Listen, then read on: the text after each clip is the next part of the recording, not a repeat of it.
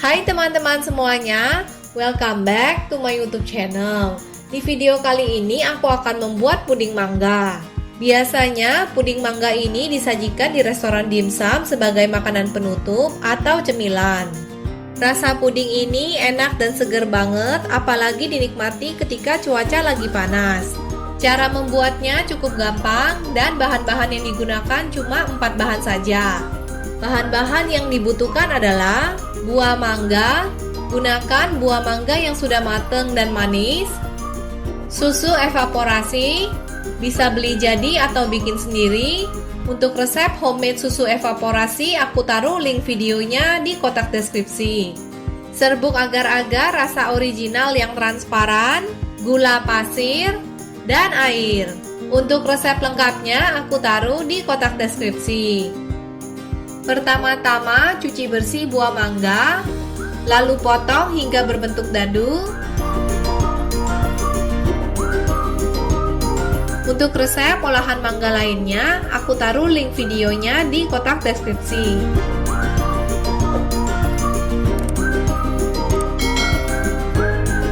Sisakan sedikit potongan mangganya yang nanti akan kita gunakan untuk topping. Masukkan potongan mangga ke dalam blender.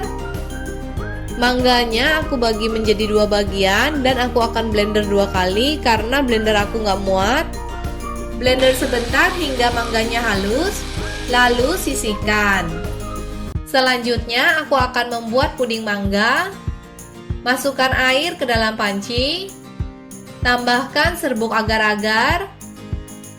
Aduk hingga tercampur rata. Lalu panaskan air dengan api sedang sambil sesekali diaduk supaya agar-agarnya nggak menggumpal.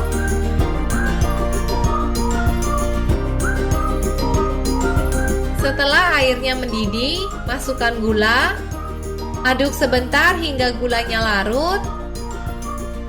Satu resep ini bisa membuat sekitar 4 gelas dengan ukuran gelas 200 ml per gelasnya. Lalu tambahkan susu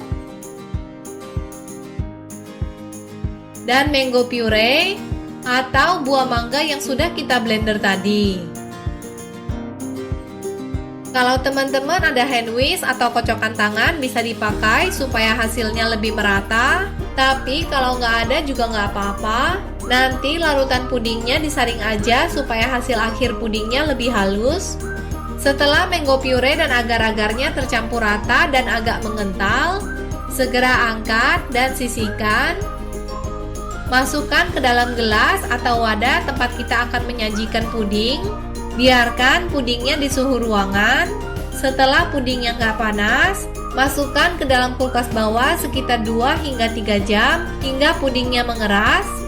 Setelah pudingnya mengeras, sajikan dengan susu evaporasi dan potongan buah mangga sebagai toppingnya. Sajikan pudingnya dingin lebih nikmat. Mumpung lagi musim mangga, ini boleh banget dicoba dibuat. Tekstur puding ini bukan kenyal, melainkan lembut. Rasanya enak dan seger banget, apalagi dinikmati ketika cuaca lagi panas. Selamat mencoba. Sekian dulu video kali ini. Ingat untuk klik subscribe, like, dan nyalakan tombol loncengnya. Terima kasih sudah menonton. Sampai jumpa di video-video berikutnya.